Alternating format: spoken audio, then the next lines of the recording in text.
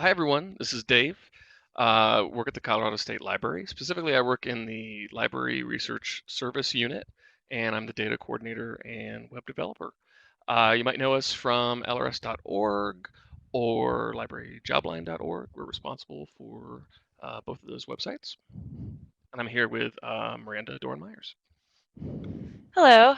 Um, Thanks, Dave. Like he said, my name is Miranda. I also work for the Library Research Service section of the Colorado State Library.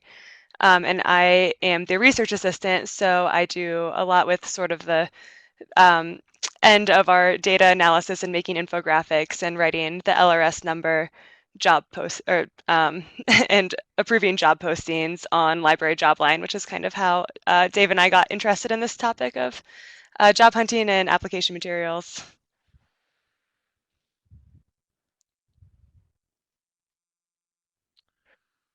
Okay, so primary objective for this presentation is going to be to help you better prepare for landing your dream job, or maybe just to spark interest or discussion among you and your colleagues so that you can better support the job hunters in your communities. This is the second or third time that and I have done this presentation, and I think we're both really excited about it. So I'm going to tell you right up front that nothing we talk about today is going to be quick or easy. So 9 out of the 10 candidates we talk to rely on the quick and easy, but that's not what we're here for. We are here to tell you what the 1 out of 10 do. So everything we discuss is a tip, a technique, or a direction that will set you apart from those other candidates.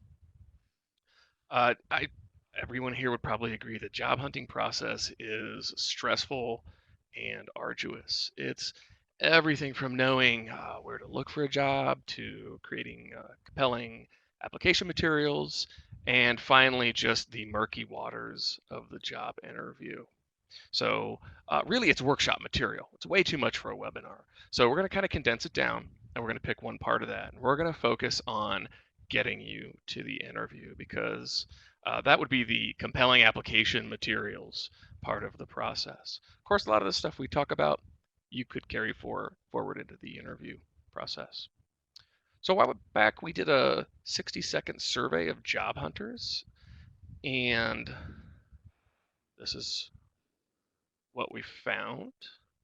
To summarize, most folks spend a lot of time going through the meat grinder of applying for jobs, while a few of you seem to just breeze right through the process. Many of you get your job just after interviewing 1 or 2 times. This isn't a rigorous scientific study, but I gotta say, it's exactly what I would predict based on my experiences as someone on the other side of the interview table. Regardless of age, gender, experience, expertise, you name it. To be quite frank, most of the candidates that we see just sort of simply blur together into that 9 out of 10. So we wanna help you change that. We want to help make you that 1 out of 10 candidates that really stands out. All right, so we begin our journey in 1914 with the Shackleton expedition to the Antarctic. It's strange, I know, but trust me, we're going somewhere with this. The short of the long of it, if you don't know about it, is Shackleton and crew sailed south, whereupon they promptly got their boats trapped in ice and proceeded to spend several months stranded on barren ice and uninhabited islands.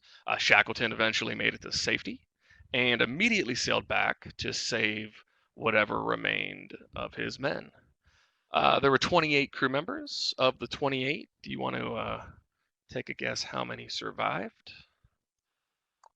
Every single person, which is incredible. Absolutely incredible. This brings us to one of the most famous job ads in history. Men wanted for hazardous journey, low wages, bitter cold, long hours of complete darkness. Safe return doubtful. Honor and recognition in event of success. Now, there's some dispute as to whether this ad is historically accurate, but since it makes such a nice start to this presentation, I choose to believe it. Regardless, this is an amazing job ad. It is completely different from anything you see in libraries. It's honestly completely different from just about any job ad you see. This one's different because it tells you exactly what you personally need in order to succeed.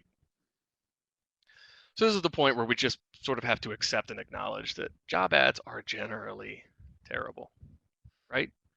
Uh, they almost always focus solely on the things the position does and not what an individual needs in order to succeed.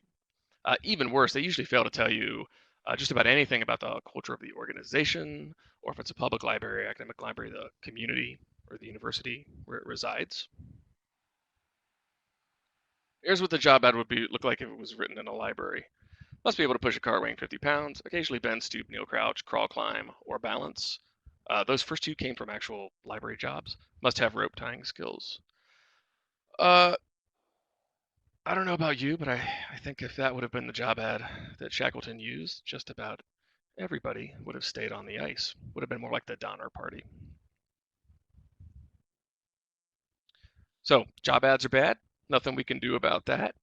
This is where research makes or breaks your chances. It's going to be up to you as the job seeker to figure out whether you're a good fit for the job in the organization. 9 out of the 10 candidates I talk to do a very compelling job of convincing me they can do the work. Okay, that's great. However, 1 out of 10 convinces me that they have a deeper understanding of the position and that they are confident that they can succeed. You really do need to do a better job of understanding the position. The challenge here is that you need to suss out all of the nuanced aspects of the position that almost surely are left out of the job ad or description. And the way that you start is by looking at conferences and workshops relevant to the position. If you want to know what success in that position looks like, chances are you can find it by seeing what your colleagues are doing. I'd say that even if you have a few years of experience with that position, don't assume that experience equals relevance. It never hurts to see what's happening on the cutting edge. And this is when we sort of acknowledge that even though bosses and employers love to talk about fit, there's this side of the conversation. Okay, you got to know the position. So you're also going to research job ads, old and new. This is a good time to plug libraryjobline.org, where LRS makes data available on more than 5,000 jobs that we've helped advertise over the years. That's jobs in and out of Colorado. You're not just trying to figure out the what and how of the position, but you're more importantly, or very importantly, you're building a vocabulary that's going to help you avoid parroting my job And if I ad can back interrupt to me. for, sorry, 1 second, Dave. In doing so, you're I also, think looking at library oh, go ahead, Jobline and go ahead. looking at the most popular jobs is also a great way to see job ads that are actually really well-written job ads if you are on the other side of the hiring table too. So you can write job ads that actually do tell your applicants something about your organization and the culture. So That's a great point. If you go and you do a search and you sort by the number of views, at the top of that, you're going to see a lot of jobs from CLIC, the Colorado Library Consortium. And they do a fantastic job of not just writing their job ads, but also marketing it via LibNet, for example. So excellent suggestion. But again, so what you're doing here is you're going to make it a lot easier for us to have a good conversation. And that's really, you're going to hear me say that a lot throughout this presentation, but that's really what we want that interview to be. Most candidates that we talk to don't know much about our organization, which is surprising given the amount of info that your typical library makes available freely on the internet. It's kind of especially weird at LRS when we interview people because we have 20 plus years of research, data, and insight all freely available on the website. Not only that, if you Google us individually, you'll find all of our presentations at various conferences and workshops. So what you want to do is you need to deep dive on that organization's blogs, social media, and website. Leave no stone unturned. One of my favorite things to do is to dig through old meeting minutes. They are often dry, but sometimes they are surprisingly juicy. Now, the amount of info that I expect you to collect is going to be huge. So make notes, and most importantly, keep those notes and bring them to the interview with you. There's absolutely nothing that says you can't bring in your notes and refer to them, right? To be perfectly honest, 99% of candidates that show up without a notepad or writing utensil kind of end up being duds. Okay, if you want to really blow our minds, drop some knowledge that shows me that you did more than just look at our homepage. All right, I know all of our mics are muted, but go ahead and say it with me. A job interview is not a pop quiz. This is really weird, but we talk to a lot of candidates and they sort of give the impression when they're answering questions that it's the first time they've thought about whatever it is we're asking. We are not looking for off the cuff responses. So if you interview with LRS, you're in luck because we kind of take it a step further. We give you those questions before the interview. You come in 30 minutes early, hopefully with your own pen, and you can view the questions and make as many notes as you'd like. Even if you're part of a slightly more old-fashioned interview setting where they don't do that, being prepared can't help but make for better conversation. So here's what you're going to do. It sounds obvious enough, but again, 9 out of 10 people don't really do this. You're going to make a giant list of questions that you're pretty sure you're going to be asked, and then you're going to write them down as many times as you need to in order to memorize them. Not type, but write. One of the most important tips we can give here when you're thinking about questions in your responses is to focus on using real world examples and experiences. If you're new to the profession, or perhaps you feel like you don't have as much experience in a particular area, perfectly all right. Tell us how you would do something. Never be afraid to tell us how you would handle a situation.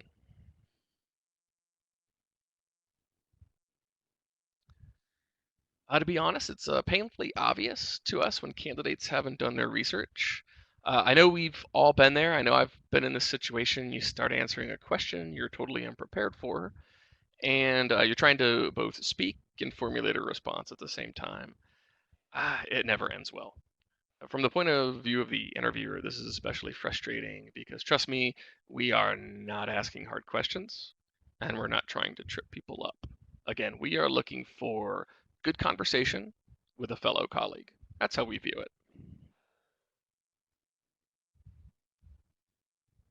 All right, so at the beginning I said none of this was going to be easy or quick.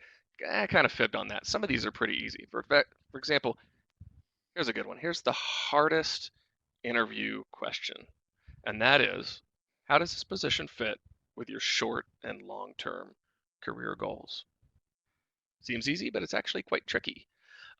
This question forces you to kind of walk the line between sounding too selfish and sounding like a, well, frankly, like a suck up. So use this question to show us that you're going to use this position to grow personally and professionally, but that also it will benefit the library. Sometimes you'll hear this asked as, what is your 5-year plan, your 10-year plan, 5-year goal, 10-year goal, that kind of thing. All right, flip side to that is the easiest question to answer. And I absolutely love this question because it produces some of the most interesting responses. It's amazing how quickly and effortlessly a candidate will dive right into some character flaw or some other deeper issue within themselves. Don't do that. Instead, you're going to pick some trivial aspect of the job, give a brief mention of how you'll get up to speed on it, and then, most importantly, stop talking, smile, and wait for the next question. So the example I have here, I see your library uses Library of Congress. I only have experience with Dewey, so that was my go-to greatest weakness question. Right after I got out of graduate school and I was applying to academic universities, they all used Library of Congress.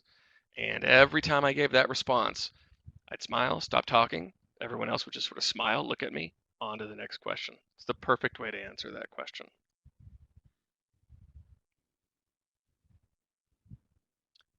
Okay, at some point in the interview, we're going to turn things over to you and we're going to give you the opportunity to question us. Very important. This is not your time to ask about salary or benefits or anything that really should be directed to our HR department.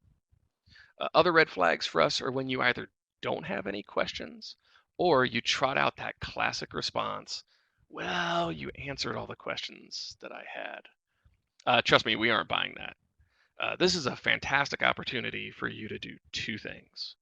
First, you're going to talk about all of the great things that we should know about you or that you want us to know about you, but for whatever reason, didn't come up in our line of questioning. I know we aren't marketers, but now is the time to aggressively market yourself. We give you this time usually at the end of the interview. It's your time to talk about whatever you want. Second thing you're going to do is you're going to want to reinforce, you're going to want to demonstrate that you've done your research. Ask us about library-wide projects that are in the works, even if they aren't directly related to the position you're applying for. Ask me and the other people who are interviewing you about our individual projects and goals. If we're at that meeting, there's a good chance that we have some sort of professional interaction with this person on a regular basis. So please don't hesitate to ask us about that. And again, all of this needs to be put pen to paper based on your research before you walk in the door. Your questions should they really should not be impromptu. You shouldn't be thinking those up right at the end. I have to hammer this point home. The questions you have for us, they really do say as much about you as a candidate as the responses that you have for our questions. And from our point of view, this part of the interview, it's not perfunctory. It's not our polite way of ushering you out of the room. Your questions for us matter. And they're going to, of course, depend on the job, but here are some examples of the types of questions that the 1 out of 10 candidates are going to ask us. So it would be rare that we get questions like that. What are a couple of projects you want me to tackle in the first 6 months? Let them know you understand the position. I see that you have resources X, Y, and Z. Tell me more about them. And the other thing is very important. Let them know that you understand that work is about people and relationships. I like to ask, how do you guys as a library or as an organization, how do you celebrate success? Sorry, Dave, if I can just interject again. So I remember when we were interviewing a position for the research analyst LRS position, and the person we were interviewing asked, so if we were sitting here a year later and I had gotten the job and it had been a great year, like what would I have done? And I thought that was a really good question that I had never heard before, and it was led to some really interesting answers. Yeah. What's a success So if anybody also wants to share like Yeah. their best interview questions, I would be interested to hear them personally, like in the chat box or wherever you want to. Yeah, and put this it in is the chat Christine. I box. was thinking, Dave, as you shared, how do you celebrate success? A lot of times, the interviews that I've sat in, people have talked about, wanting to talk about what's the culture like here, but that can somewhat be an awkward question. But I think asking questions like, how do you guys celebrate success, or something like that, kind of leads you down to that culture question. So I like that answer.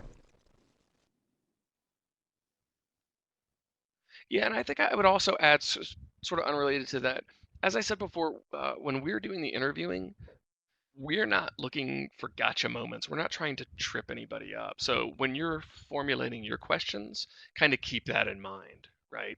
You're not looking for anything that's really going to cause them to struggle to give you an answer to that.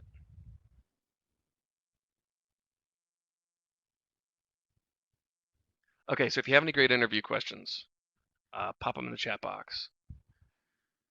Now we're going to talk about your application materials in general. We can kind of run through this because there isn't really a lot of back and forth discussion. Honestly, these are just things you need to go ahead and do. And to start with, outsource your proofreading. Okay, I know that everybody knows the difference between your, and it's and its, but your application materials don't always reflect that. In fact, I'd say we usually find at least one grammar spelling mistake in your documents. It's not because you're not smart, you don't know what you're doing. It's because if you're like me, you spend so much time staring at the screen that, as I put in the slide, perception and reality diverge. You need to identify at least 2 reliable proofreaders. One you want kind of to be in the profession, a colleague perhaps. The other one you want to be outside of the profession. So I am not too embarrassed to admit that one of my proofreaders is my mom, and she's fantastic. She doesn't know anything more about libraries other than how to go in and check out books with her card. But the feedback she gives me is always invaluable, and most importantly, it's always different than the feedback that, say, Miranda's going to give me if I have her review my materials. Here's another thing. This happens frequently enough that we've decided to make a handy flowchart for this. Please stop designing your documents. This is very simple. Are you applying to be a graphic designer? Knock yourself out. Choose colors, typography, photos, all that kind of cool stuff. If you're not, don't even think about it. In the 20 years and probably hundreds of applications I've seen, I can think of 2 applications where the materials had some sort of design element to them and were actually good. Both of them came from graphic designers. The one and only rule is to be consistent. We have some suggestions here. It really doesn't matter if your body text is 12 or 13 or 14 points.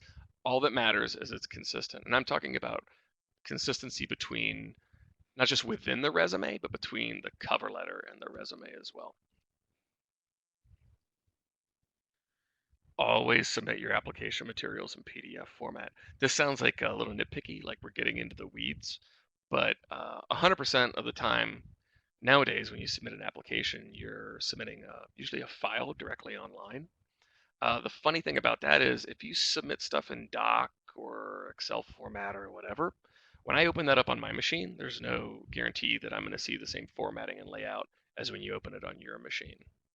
So go ahead and save it into PDF so that you lock all that formatting in.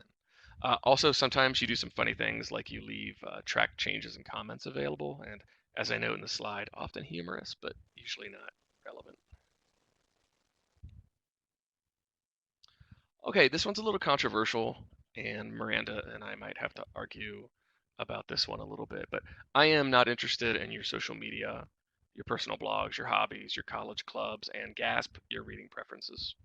What I am interested in, but what you almost never submit, are portfolios, publications, other types of works that you produce. You'll sometimes link them in your resume, for example, or your cover letter.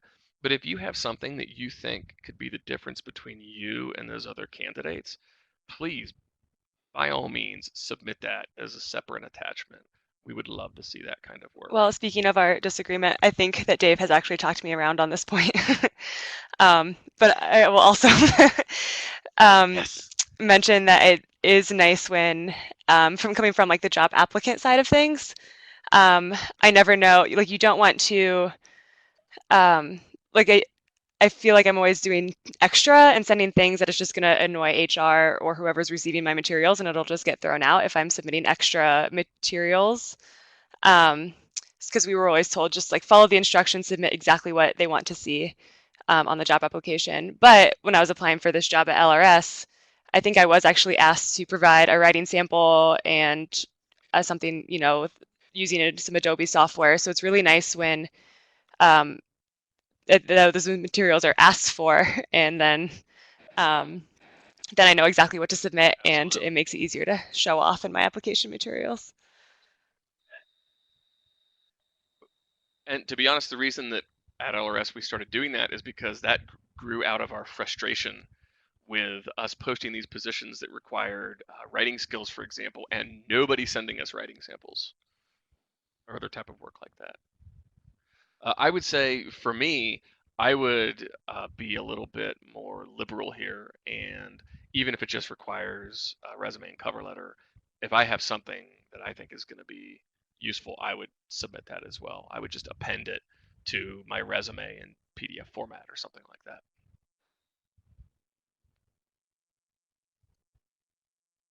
All right, your resume. Hey, this is another easy one. Good news.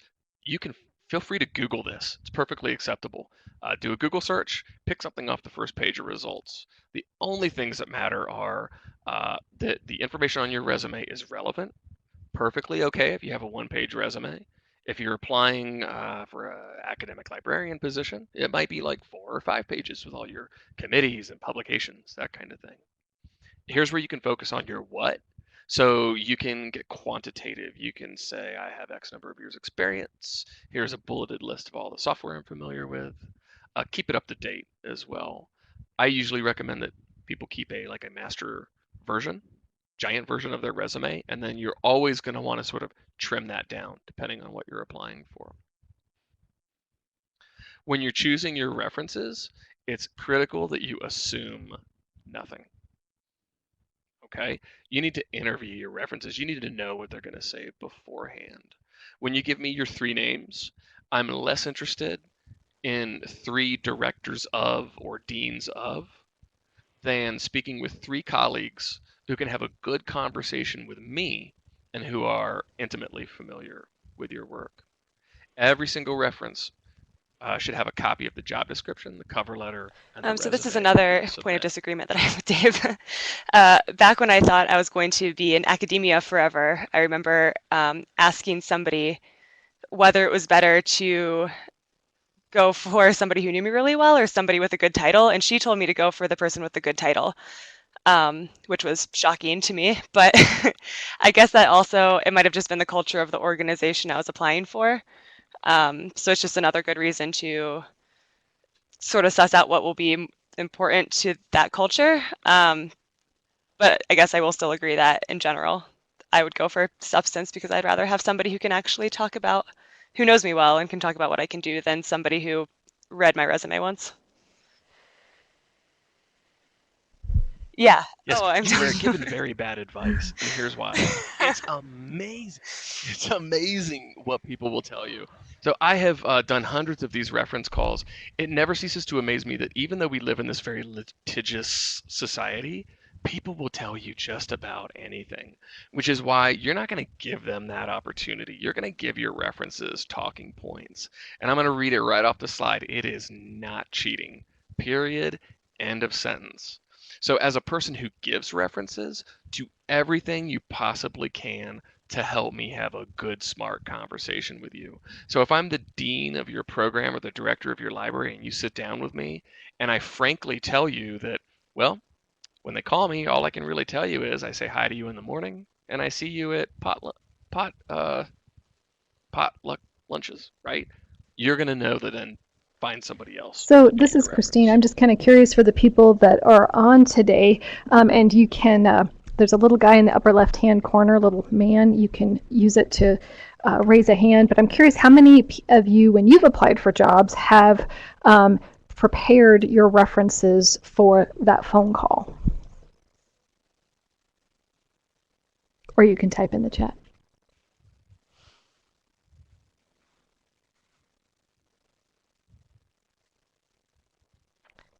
So it looks like a couple have. So that was kind of something that was a good sort of refresher for me in terms of not only letting people know that they might be getting a phone call, but that to actually help them help you.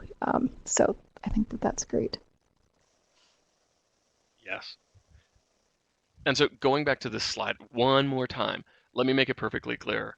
I have talked to people on multiple occasions where the reference has flat out said you should not hire this person, they are terrible. So again, that's not saying that's going to be you, but never assume what they're going to say.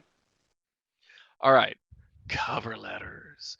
Really, the cover letter is almost always the most important factor in deciding if we're going to invite you for an interview. I would personally go even further and say that 100% of the time, it's also a major factor in my decision to recommend you for hire or not.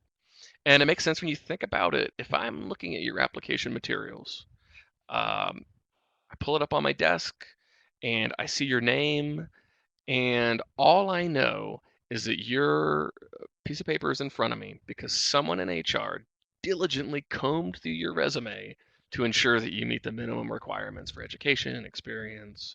And I know this is going to sound harsh, but that really is everything I know about you. You are minimally qualified.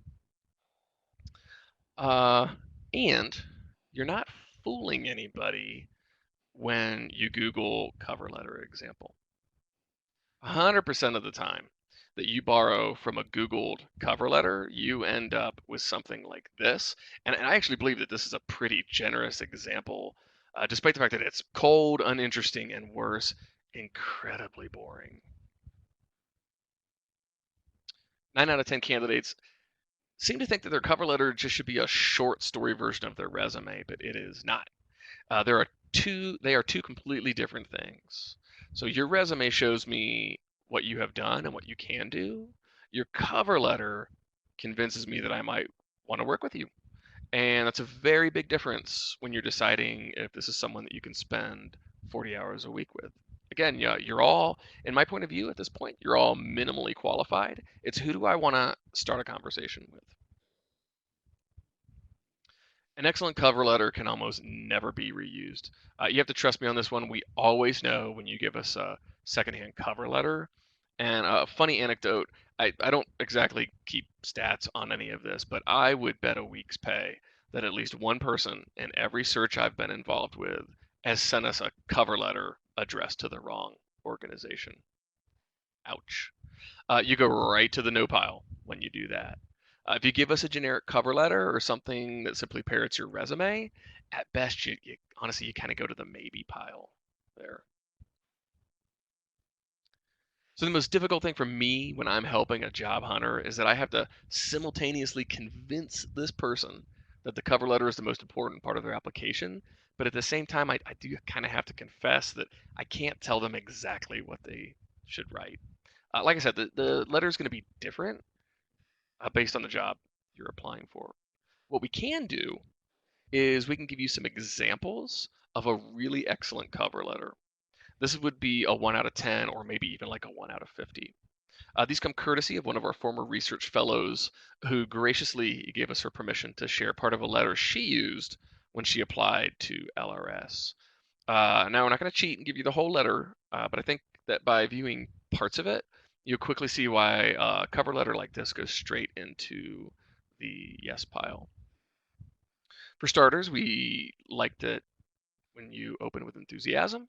Often I begin reading your cover letters and I feel more like I'm being served with legal papers or reading a business contract than starting a conversation. So there's that word again, conversation. There's absolutely nothing that says you have to sound like a cement salesperson when you write your cover letter. Share visions and beliefs. Tell me the impact you want to make, not just on our organization, but on librarianship as a whole. Reflect on your successes and experience. You absolutely can talk about your skills and experience. We just don't want bullet points from your resume. So when you get to that moment where your instinct is to write something like, I have 10 years of experience working at the reference desk, you're going to stop, you're going to shift gears, you're going to hold the backspace key and hit that a couple of dozen times, and you're going to go in a completely different direction.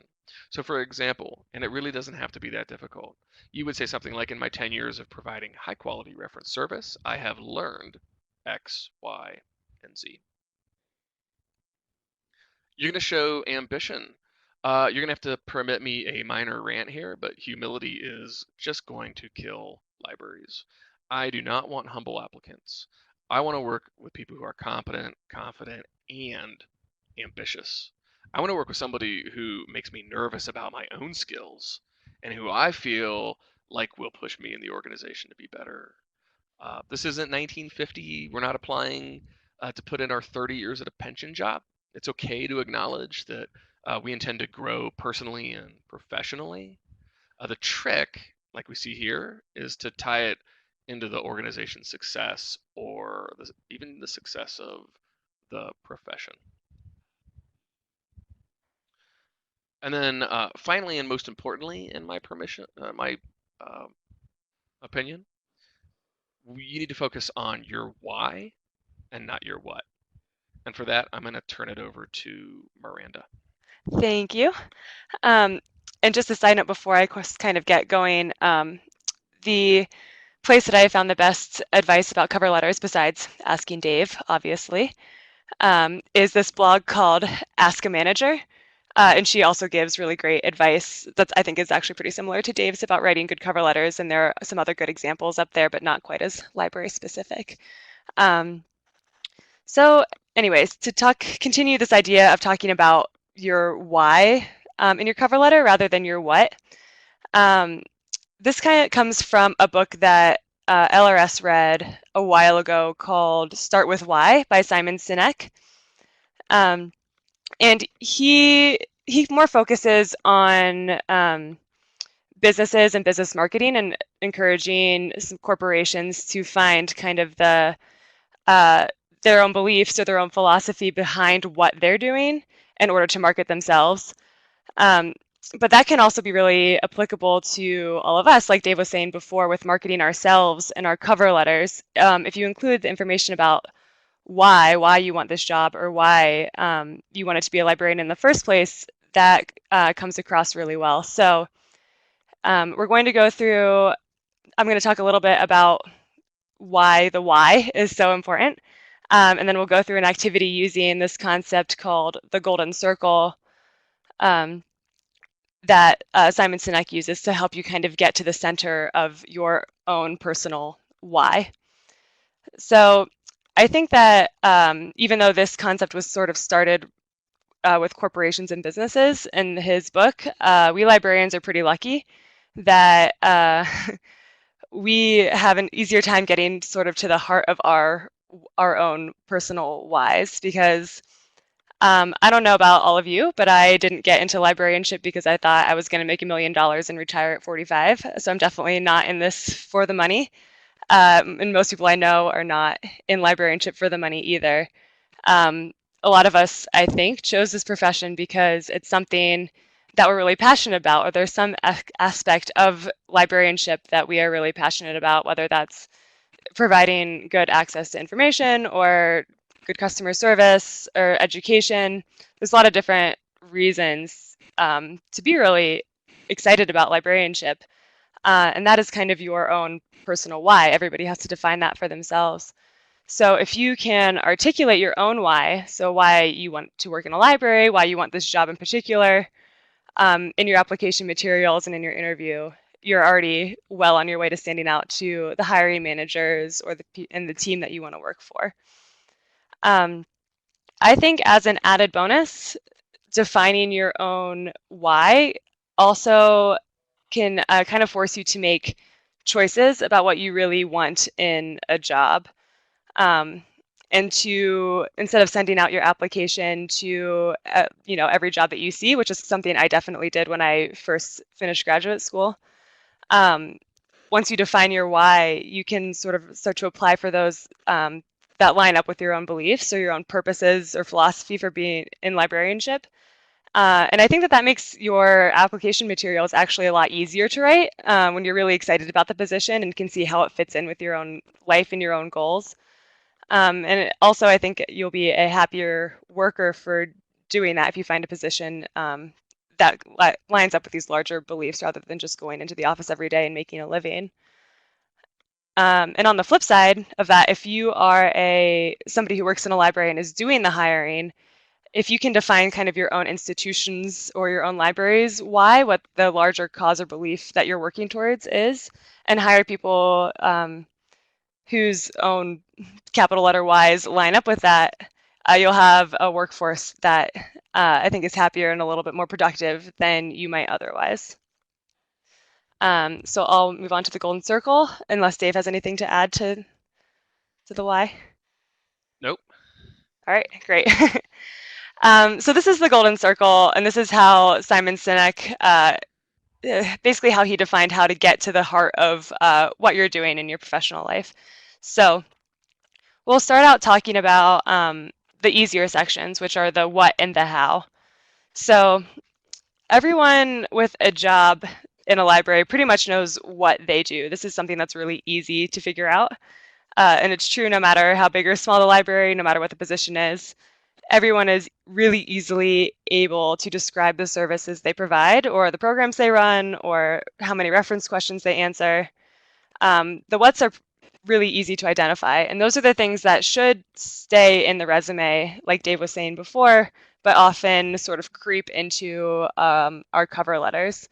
And it's pretty easy to figure out why, because cover letters are hard to write and the what's are easy to write about. So it's easy to just kind of pump those out and send it off and get it out of the way if you're writing about some more tangible things.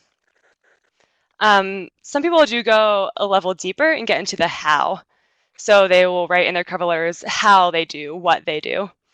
And this is often used to kind of describe or prove that how you're doing what you do is better than how somebody else would do the same thing. And that's not quite as obvious as what you do, but many people think that these might be the differentiating factors in a hiring decision and sort of stop there rather than kind of digging deeper into the why. So I'll ask Christine to toggle over to the chat box screen. Thank you. So for right now, we'll talk about the why in a second, but if everybody could just think about a job maybe that they have right now or one that they want to apply for or are currently applying for. And in the first chat box, write what you do and how you do it. And then we'll get into the why section. So if everybody wants to take a few minutes to do that.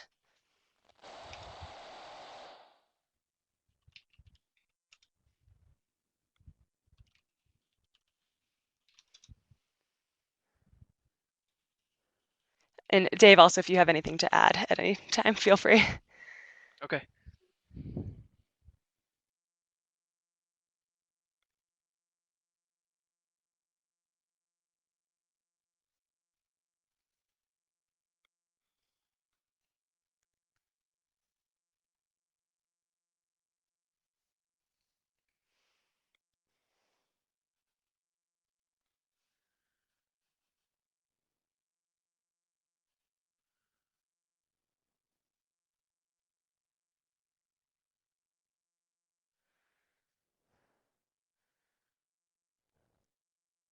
All right, so I'm seeing lots of good what's for, that would be great, resume material, like training library staff or budget management, program management, instruction,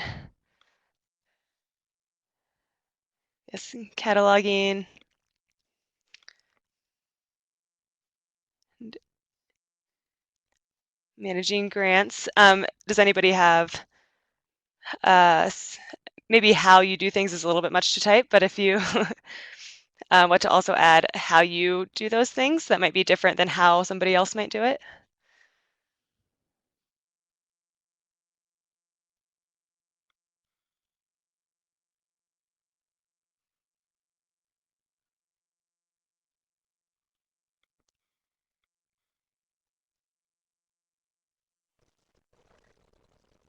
So Diane has a pretty specific how, which is good. I'm trying to how I do my stuff. I know, it is kind of a hard thing to think about, honestly. Does constantly working towards deadlines, does that count as how? That's not a good how. Sure. It's your own golden circle, Christine. It can be whatever you want. Golden circle, crazy circle.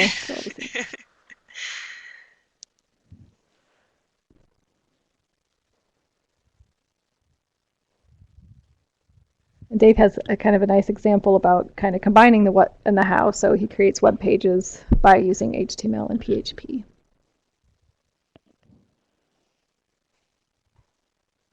Yeah, so for me, the what is the product, and then the how is just how I make that product.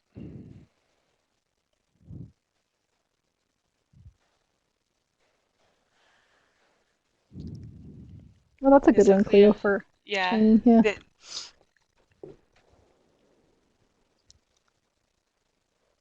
And that one touches on, so that's sort of getting more into, you know, collaboration and things like that, even though it's not specifically defined. I like that. Beth, get her done.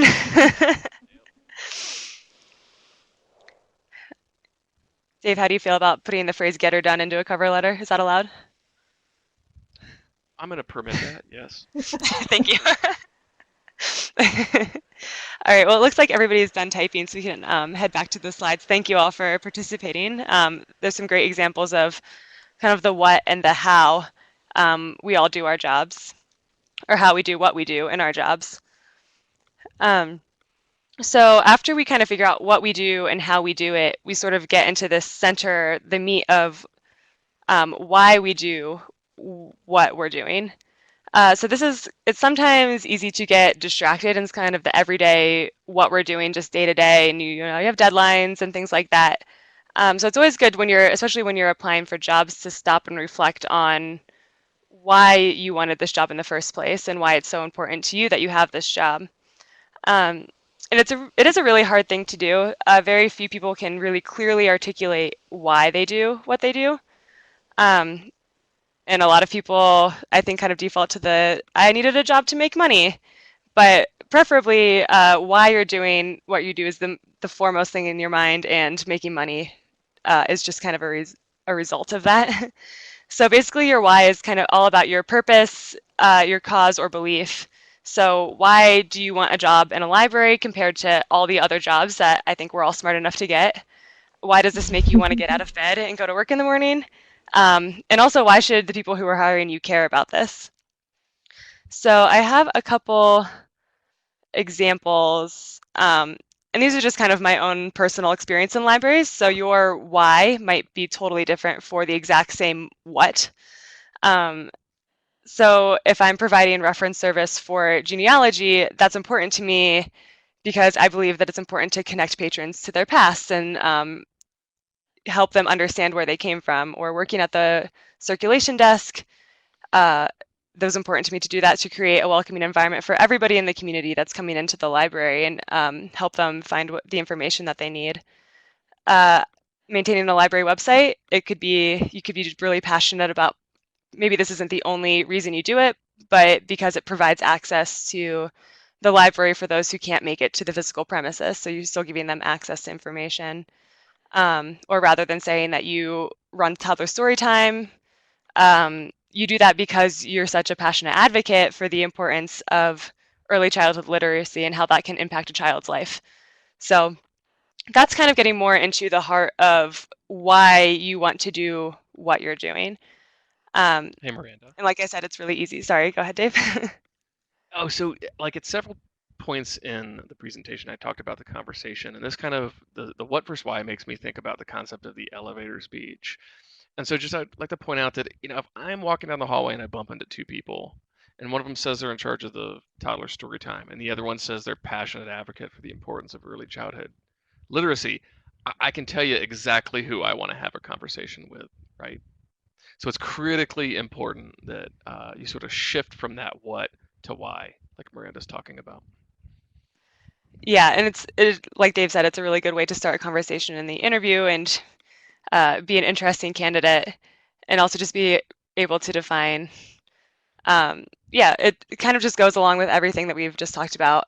When you define your why, it can help you put together these really compelling application materials that will make you stand out more to the people who are doing the hiring.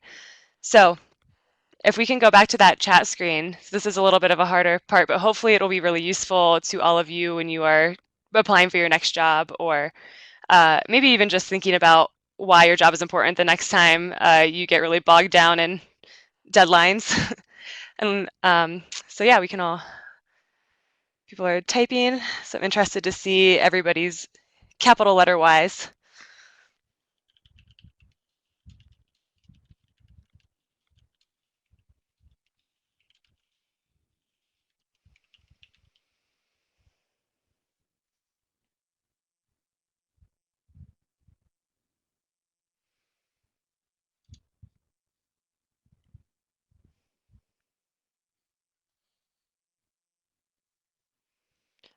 Yeah, I'm seeing some good ones already.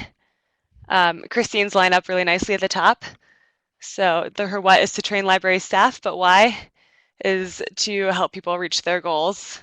Or like Dave says, that's kind of a very like reaching out even beyond the own library, creating opportunities for all Coloradans to be smarter and more successful.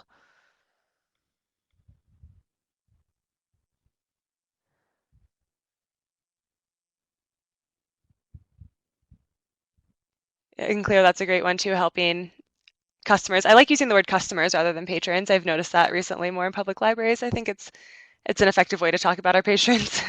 Entering and re-entering the job market, which can have big implications for your own community.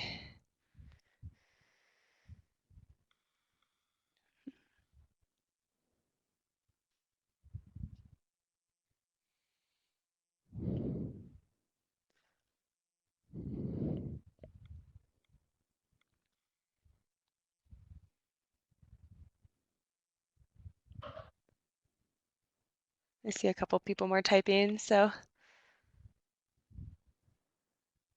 Yeah, I know it's a big question, so hopefully even if you don't get a chance to type it in today, this will provide sort of the impetus to reflect again on your own whys. Well, and I like Diane's too in terms of, Yeah. authority control and doing cataloging and stuff. It's really all about access and how you can connect people to the. Yeah. Yeah. Yeah, I was a cataloger before I took this job too, and that was something that was always really important to me. Once I realized that the things have to be cataloged to provide access. But Diane, you put it really nicely.